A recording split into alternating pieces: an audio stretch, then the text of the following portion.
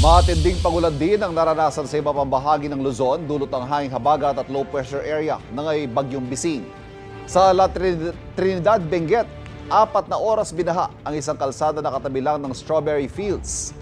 Stranded ang maraming motorista kabilang mga estudyante at empleyado. Matinding baha rin ang naranasan sa kalsada sa Barangay Irisan sa Baguio City. Nahirapan tuloy tumuwid ang mga motorista. Ayon sa mga otoridad, gumagawa na ng paraan para hindi maipon ang tubig sa lugar.